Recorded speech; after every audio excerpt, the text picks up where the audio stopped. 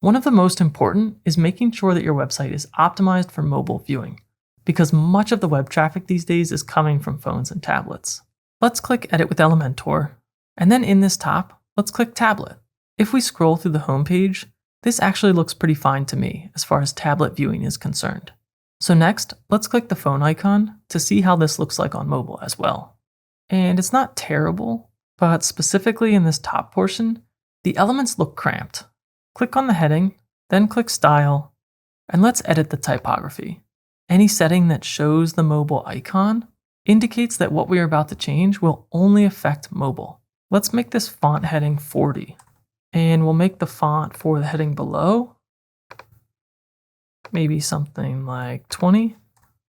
Now if we click the desktop under this style bar, and we check the typography for the heading, it's still at a size of 90, just where we've left it.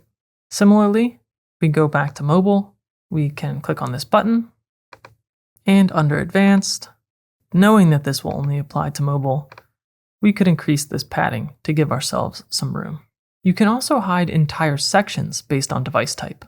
So let's scroll down to our About Us container here, select the container handle, then go to Advanced, and scroll down again to find the responsive dropdown.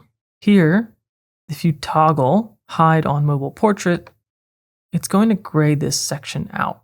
And this won't be shown on mobile, but if we were to come back to desktop, that About Us section is still here.